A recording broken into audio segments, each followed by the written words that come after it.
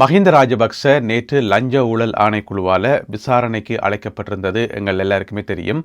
காலம 9:30 மணிக்கு விசாரணைக்கு போனவர் 11:50க்கு தான் வெளியால் வந்தவர். 2 மணித்தியாலங்களுக்கும் அதிகமான நேரம் அவர் விசாரிக்கப்பட்டார். ஆனால் பிரச்சனை என்னென்று சொன்னால் என்னென்ன கேள்விகள் அவரிடம் கேட்கப்பட்டன, எப்படி விசாரிக்கப்பட்டார் என்று சொல்லி தெரியாது. இப்போ பார்த்தீங்கன்னு சொன்னால் கொழும்பிலிருந்து வெளிவர ஒரு ஊடகத்தில் அது சம்பந்தமான சில தகவல்கள் போடப்பட்டிருக்கிறது. மஹிந்த ராஜபக்சவிட்ட பல விதமான கேள்விகள் கேட்கப்பட்டு சொல்லியும் அதில் முக்கியமான 4 கேள்விகள் கேட்கப்பட்டதாகவும் அதில் சொல்லப்பட்டிருக்கிறது. அந்த 4 கேள்விகளுக்கும் மஹிந்த ராஜபக்ஷ என்னென்ன பதில்கள் சொல்லியிருக்கிறார் என்று சொல்லி பார்க்க போகிறோம். தன்னுடைய கட்சிக்காரரை அவர் காட்டி கொடுத்திருக்கிறார், அவர்கள்ட்டையும் விசாரணை நடத்த சொல்லியிருக்கார். எனவே விரிவாக பார்க்கலாம். அது சரி, இந்த ஏர்பஸ் ஊழலில் $2 மில்லியன் அமெரிக்க லஞ்சமாக புறப்பட்ட என்று சொல்லப்படுது. அதை பற்றி உங்களுக்கு தெரியுமா தெரியாதா, இதுதான் கேள்வி. அதுக்கு மஹிந்த ராஜபக்ச சொல்லியிருக்கார், $2 மில்லியன் அப்படி ஒன்றை நான் கேள்விப்பட்டதே இல்லையே, அப்படி ஒன்றை நான் கண்ணால் கண்டதே இல்லையே என்ற மாதிரி சொல்லியிருக்கார். எனக்கு இதுக்கும் எந்த சம்மந்தமும் இல்லை, எனக்கு இதை பற்றி எதுவுமே தெரியாது சொல்லி போட்டார். இது முதலாவது. 2வது கேள்வி கேட்கப்பட்டது, சரி ஓகே 2 மில்லியனை விடுங்க, இங்கால இலங்கை காசு 60 மில்லியன் இலங்கை காசு உங்களுக்கு தரப்பட்டதாமே, இலங்கை ரூபாய் உங்களுக்கு தரப்பட்டதாமே, அதை பற்றி ஏதாவது சொல்கிறீங்களான்னு கேட்டதுக்கு, இல்லையே அப்படி ஒரு காசு எனக்கு தரப்படவே இல்லை, கபில சந்திரசேன எனக்கு காசே தெரியல, அப்படி எனக்கு 60 மில்லியன் தரப்பட்டிருந்தா நான் கொழும்பில் ஒரு வீடு வாங்கியிருப்பேனே என்று சொல்லி ஒரு பதில் ஒன்று சொன்னாராம் மஹிந்த ராஜபக்ச. அப்போ விசாரணை அதிகாரிகள் பார்த்துச்சுன்னா 3வது கேள்வியை கேட்போம் என்று சொல்லி, 3வது கேள்வி என்னன்னு சொன்னால், இல்லை பெலியத்த என்ற இடத்துல இருக்கிற உங்களோட வீட்டில் கபில சந்திரசேன நேரடியாகவே உங்களை சந்தித்து காசு தந்ததாக எங்களுக்கு வாக்குமூலத்தில் சொல்லியிருந்தவர், அது உண்மையா என்று சொல்லி மஹிந்த ராஜபக்சட்ட கேட்டதாம். அதுக்கு அவர் சொல்லியிருக்கார், பெலியத்தில் எனக்கு வீடே கிடையாதப்பா, என்னுடைய வீடு தங்காலையெல்லாம் இருக்குது, அப்படி இருக்கும்போது எப்படி எனக்கு காசு தர முடியும் என்று சொல்லி 3வது கேள்வி கேட்டாராம். இதில் நாங்கள் கவனிக்க வேண்டிய விஷயம் என்னென்னு சொன்னால், பெலியத்தில் இருக்கிற ஒரு வீட்டில் வச்சு தான் அந்த காசு கொடுக்கப்பட்டதாக கபில சந்திரசேன வாக்குமூலம் கொடுத்திருந்தவர். அந்த வீடு மஹிந்த ராஜபக்சவருடைய சொந்த வீடு, அதுக்கு அவருக்கு உறுதிப்பத்திரம் எல்லாம் இருக்குன்னு சொல்லி சொன்னவரா? இல்லையே, வெளியத்தில் இருக்கிற ஒரு வீட்டில் வச்சு கொடுத்துறான்னு சொல்லி, அது ஆட்ட வீடாகவும் இருக்கலாம், அது சொந்தக்காரட்ட வீடாக இருக்கலாம், கட்சிக்காரட்ட வீடாக இருக்கலாம். அப்போ விசாரணையாளர்களுக்கு திருப்தி இல்லை, இவற்றை பதிலில் திருப்தி இல்லை. 4வதாக இன்னும் ஒரு கேள்வி கேட்டுக்கணும், சரி உங்களோட கையில் காசு தெரியல, உங்களுக்கு தெரியலன்னு சொல்கிறீங்க, உங்களுடைய கட்சிக்கு கொடுக்கப்பட்டதா, கட்சிக்கு கட்சி நிதி தாரம், அன்பளிப்பா தாரம், அல்லது கட்சியை சேர்ந்த யாராவது ஒரு நபருக்கு அப்படி கொடுக்கப்பட்டதா? மறைமுகமாக கொடுக்கலாம் தானே, நேராக மஹிந்த ராஜபக்ச கையை நட்டி வாங்கினா தானே பிரச்சனை வரும், வேறு யாருக்கெல்லாம் கொடுத்து சுற்றி வளைச்சி வரலாம் தானே, அப்படி ஏதாவது கொடுக்கப்பட்டதான்னு கேட்டதுக்கு மஹிந்த ராஜபக்ச என்ன சொல்லியிருக்கா தெரியுமா, என்னதான் நான் கட்சியினுடைய தலைவராக இருந்தாலும் கட்சியினுடைய எல்லா நடவடிக்கைகளையும் நான் கவனிக்கிறேன், ஒருவேளை கட்சியில் இருக்கிற மற்ற ஆட்களுக்கு தெரிஞ்சிருக்கலாம், அதாவது இப்போ கட்சியில் பொருளாளர், செயலாளர், மற்ற உத்தியோகத்தில் இருப்பினர் தானே, அவர்களுக்கு தெரிஞ்சிருக்கலாம், அவர்களை கூப்பிட்டு விசாரியுங்கோன்னு சொல்லி மஹிந்த ராஜபக்ச போட்டு கொடுத்துருக்கார் நேற்று. எனவே மஹிந்த ராஜபக்சவனுடைய கட்சியைச் சேர்ந்த ஆக்கள், முக்கியமான ஆக்கள், இந்த சம்பவம் நடக்கக்குள்ள அவற்றை கட்சியில் பொறுப்பில் இருந்தாக்கள் என்று சொல்லி கொஞ்சம் பேர் இருப்பினர் தானே, எனவே அவர்களிடமும் இனி விசாரணைகள் நடத்தப்படலாம் என்று சொல்லி எதிர்பார்க்கப்படுகிறது. இந்த 4 கேள்விகள் பிரதானமாக கேட்கப்பட்டதாகவும் இன்னும் நிறைய கேள்விகள் கேட்கப்பட்டது, ஆனால் இந்த 4 கேள்விகளும் பிரதானம் என்று சொல்லி அந்த கொழும்பு ஊடகத்தில் செய்தி போடப்பட்டிருக்கிறது.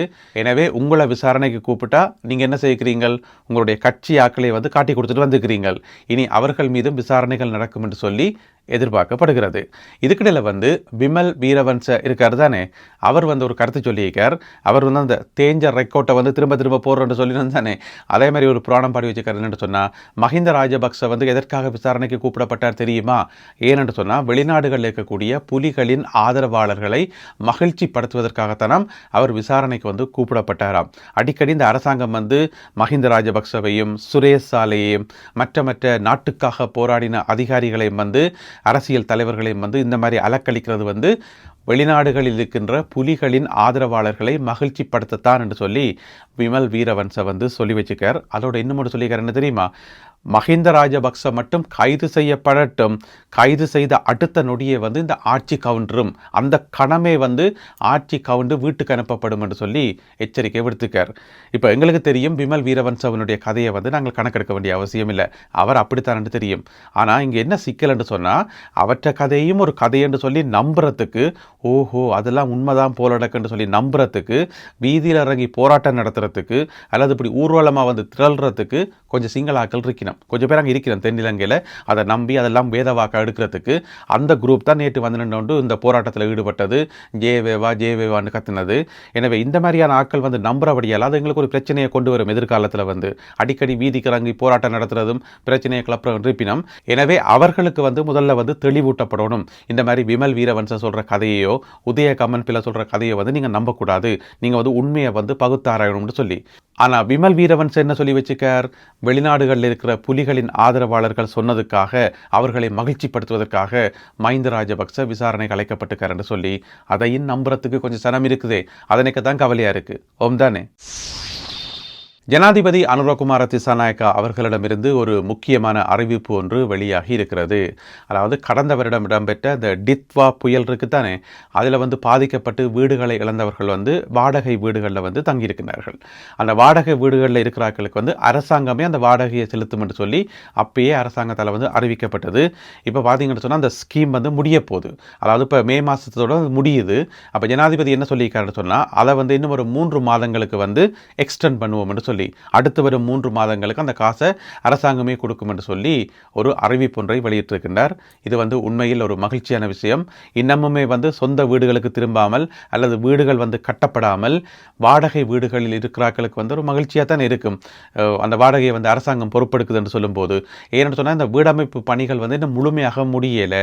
காணிகளை வந்து அடையாளம் கண்டு சில இடங்களில் காணிகளே இல்லை தானே, அப்படியே ஒரு கிராமமாகவே உள்ளுக்க மண்ணுக்க புதஞ்சது தானே. எனவே காணிகளை கண்டுபிடிக்கணும், பிறகு அதெல்லாத்தையும் வளர்க்கணும், அவர்களுக்கு உறுதி எடுக்கணும், வீட்டை கட்டணும், கணக்க வேலை தானே. அப்போ அதனால் வந்து இன்னுமே வாடகை வீடுகளில் வந்து கனபேர் இருக்கணும். அவைக்கான வாடகையை வந்து அரசாங்கம் அடுத்து வரும் 3 மாதங்களுக்கு செலுத்தும் என்று சொல்லி ஜனாதிபதி அனுரகுமார திசாநாயக்கா அவர்கள் சொல்லியிருக்கின்றார். நேற்று வந்து கண்டியில் டிசிசி கூட்டம் நடந்தது. அந்த டிசிசி கூட்டத்துக்கு வந்து ஜனாதிபதி தான் வந்து தலைமை தாங்கியிருந்தவர். அதன் போதுதான் இந்த கருத்தை வெளியிட்டுள்ளார். யாழ் போதனா வைத்தியசாலையில் கடந்த சனிக்கிழமை மாபெரும் தீ விபத்து ஏற்பட்டது. 5 மணி நேரங்களுக்கும் அதிகமான நேரம் தீ வந்து கொழுந்து விட்டு எரிந்து அதில் வந்து கோடிக்கணக்கான ரூபா பெறுமதியான மருந்து பொருட்கள் அளிக்கப்பட்டது உங்கள் எல்லாருக்குமே தெரியும். இப்போ பார்த்தீங்கன்னு சொன்னால் அது சம்பந்தப்பட்ட விசாரணைகள் வந்து பல கோணங்களில் இடம்பெற்று கொண்டு வருவதாக சொல்லப்படுது. ஒரு பக்கம் வந்து போலீசார் விசாரணைகளை மேற்கொண்டு வருகிறார்கள். மற்ற பக்கம் பார்த்தீங்கன்னு சொன்னால் மருத்துவமனை தரப்பில் அல்லது சுகாதார திணைக்களம் சார்பாக ஒரு பக்கம் விசாரணைகள் போய்கொண்டிருக்குது. இன்னொரு பக்கம் பார்த்தீங்கன்னு சொன்னால் தடயவியல் நிபுணர்கள் வந்து விசாரணைகளை முன்னெடுத்து கொண்டு வருகின்றார்கள். அந்த அடிப்படையில் வந்து கொழும்பில் இருந்து போன அரச பகுப்பாய்வு திணைக்களம் இருக்குத்தானே, அவர்களுடைய அதிகாரிகள் போயிட்டு இப்போ விசாரணைகளை அவர்களும் ஆரம்பித்திருக்கிறார்கள். ஏன்னு சொன்னால் பல பக்கத்தால் விசாரணைகளை நடத்தினா தான் அந்த உண்மைகள் தெரிய வரும், என்ன காரணம், எதற்காக இந்த தீ விபத்து ஏற்பட்டது என்று சொல்லி.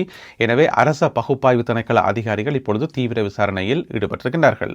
இதுக்கிடையில் வந்து யாழ் போதனா வைத்தியசாலையினுடைய பணிப்பாளர் இருக்கார் தானே டாக்டர் சத்தியமூர்த்தி, அவர் வந்து ஒரு அறிக்கை ஒன்றை வெளியிட்டிருக்கிறார். அந்த அறிக்கையில் வந்து என்ன சொல்லப்பட்டிருக்குன்னு சொன்னால், இந்த மாதிரி இந்த தீ விபத்து சம்பந்தமாக பொதுமக்கள் மத்தியில் சில தவறான தகவல்கள் பரப்பப்படுகின்றன. பொதுமக்களுக்கு வந்து அவநம்பிக்கை ஏற்படுத்தும் விதமாக தகவல்கள் சமூக வலைத்தளங்களில் பரப்பப்படுகின்றன என்று சொல்லி அவர் சொல்லியிருக்கின்றார்.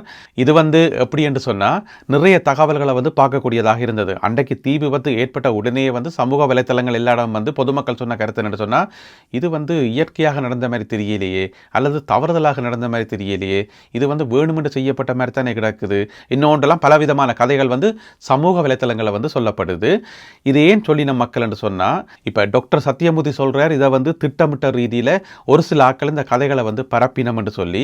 ஆனால் இதை பார்த்தா ஒரு சில ஆட்கள் பரப்பின மாதிரி தெரியல, பெரும்பாலான மக்கள் இதைத்தான் கதைக்கணும். இல்லை, இதுக்கு பின்னால் ஏதோ சதி இருக்குது, இது வந்து வேணுமென்றே செய்யப்பட்டிருக்கலாம் என்று சொல்லி பொதுமக்கள் கதைக்கிறத பார்க்கக்கூடிய மாதிரி இருந்தது.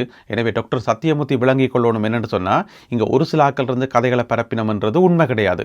பொதுவாகவே மக்களுக்கு அப்படி ஒரு தோட்டம் இருக்குது, இதுக்கு பின்னால் ஏதாவது சதிகள் நடந்திருக்கலாம் என்று சொல்லி. ஏன்னு சொன்னால், கடந்த காலங்களில் மக்கள் கேள்விப்பட்ட தகவல்கள் அல்லது அவர்கள் கண்ட விஷயங்களால் வந்து சில மக்களுக்கு அப்படி ஒரு அவநம்பிக்கை வந்திருக்கலாம். இவையில் எப்படி நம்புறது, இவை ஏதாவது செய்யக்கூடும் என்று சொல்லி மக்களுக்கு ஒரு அவநம்பிக்கை வரலாம். எனவே இந்த காணொலியை பார்த்து கொண்டிருக்கக்கூடிய உங்கள்கிட்ட நான் கேட்குறேன், நீங்கள் தானே மக்கள், உங்களுக்கு ஏதேனும் அவநம்பிக்கைகள் இருக்கா, உங்களுக்கு ஏதாவது டவுட் இருக்கா? அப்படி இருந்தால் அந்த டவுட் எப்படி வந்தது, உங்களுக்கு என்ன காரணத்தால் அந்த டவுட் வந்தது, அதை நீங்கள் கீழே சொன்னீங்கன்னு சொன்னால் எல்லோரும் தெரிந்து கொள்வதற்கு உதவியாக இருக்கும். யாழ்ப்பாணத்தைச் சேர்ந்த நபர் ஒருவருக்கு 7 வருடங்கள் கடூழிய சிறை தண்டனை வழங்கப்பட்டிருக்கிறது. யாழ்ப்பாண மேல் நீதிமன்றம் இந்த தண்டனையை அவருக்கு வழங்கியிருக்கிறது. என்ன குற்றம் செய்தவர் என்று சொன்னால், போதைப் பொருளை வைத்திருந்தார். அவருடைய உடமையில போதைப் பொருளை வைத்திருந்தார். இதுதான் குற்றச்சாட்டு. ஹெரோயின் போதைப் பொருள் எவ்வளவு கேட்டீங்கன்னு சொன்னால், 1 கிராமும் 440 மில்லி கிராமும் வச்சிருந்திருக்கார். இதுதான் பிரச்சனை. இதுக்காக கைது செய்யப்பட்டு இப்பொழுது 7 வருடங்கள் கடூழிய சிறை தண்டனை வழங்கப்பட்டிருக்கிறது. அதுக்கு பிறகு 1 லட்சம் ரூபா காசு அபராதம் கட்டணும் என்று சொல்லப்பட்டிருக்கிறது. சப்போஸ் அந்த 1 லட்சம் ரூபா காசு அவரால் கட்ட முடியாமல் போனால் இன்னும் ஒரு 12 மாதங்களுக்கு, அதாவது இன்னும் ஒரு வருஷத்துக்கு மொத்தமாக 8 வருடங்கள் கடூழிய சிறை தண்டனை அவர் அனுபவிக்கணும் என்று சொல்லி யாழ்ப்பாண மேல் நீதிமன்றம் இந்த தீர்ப்பை வழங்கியிருக்கிறது. குறிப்பிட்ட இந்த நபர் தெல்லிப்பளையை சேர்ந்தவர் என்று சொல்லப்படுகிறது. இதில் இன்னும் ஒரு முக்கியமான தகவலும் இருக்கு. என்னென்னு சொன்னால், இவர் எப்போ கைது செய்யப்பட்டவர் தெரியுமா? 2021 ஆண்டு கைது செய்யப்பட்டவர். 2021 ஆண்டு மார்ச் மாதம் 1ஆம் தேதி கைது செய்யப்பட்டவர். ஸோ இப்போ 2026 ஆண்டு வந்துட்டுது. அப்போ கிட்டத்தட்ட 5 வருஷம் இந்த விசாரணை காலங்களிலேயே 5 வருஷம் அவர் ஏற்கனவே ஜெயிலுக்குள்ள தான் இருந்தவர். அந்த 5 வருஷத்தின் முடிவில் தான் இப்போ தண்டனை வந்திருக்குது. இதுக்கு பிறகு இன்னும் ஒரு 7 வருஷம் கடூழிய சிறை தண்டனை என்று சொன்னால் யோசிச்சு பாருங்க. 1 கிராமும் 440 மில்லி கிராமும் போதைப் பொருள் வச்சிருந்ததுக்காக இவ்வளவு பெரிய தண்டனை என்று சொன்னால், இவருக்கு பிறகு இப்போ கிட்டடியில் இவ்வளவு பேர் கைது செய்யப்பட்டிருக்கணும். இந்த வருஷமும் போன வருஷமும் எக்கச்சக்கமான ஆக்கள் கைது செய்யப்பட்டிருக்கணும். எல்லார்ட்டையும் இருந்த போதைப் பொருட்கள் இதை விட கூடத்தான். இந்த 1 கிராம் 440 மில்லி கிராமை விடவும் அதிக அளவு போதைப் பொருள் வச்சிருந்தார்கள். நிறைய பேர் கைது செய்யப்பட்டிருக்கணும். எனவே இவைக்கு கட்டமாக விசாரணைகள் நடந்து ஒரு 5 வருஷம் கழித்து திருப்பி ஒரு 7 வருஷம் 8 வருஷம் தீர்ப்பு கொடுத்தா எப்படி இருக்கும் என்று யோசிச்சு பாருங்க. அதனால தேவையில்லாத வேலை பார்க்கக்கூடாது. போதைப் பொருள் கடத்தல், போதைப் பொருளை பொக்கெட்டுக்குள்ள வைக்கிறது, காய்ச்சிட்ட பொக்கெட்டுக்கு வைக்கிறது, அதை இங்கிருந்து காவி கொண்டு அங்கே கொடுக்கிறது, கடத்தல் வேலையில் ஈடுபடுறது எதுவுமே செய்யக்கூடாது. இவருக்கு வழங்கப்பட்ட தண்டனை மற்றாக்கள் எல்லாருக்கும் ஒரு பாடம். எனவே எல்லோரும் ஒழுங்காக இருந்தால் ஒரு பிரச்சனையும் இல்லை. இந்த காணொலியில் பகிர்ந்து கொள்ளப்பட்ட இந்த செய்திகள், தகவல்கள் தொடர்பான உங்களுடைய கருத்துக்களை மறக்காமல் கீழே எழுதுங்கள். மீண்டும் சந்திப்போம் உறவுகளே. நன்றி, வணக்கம்.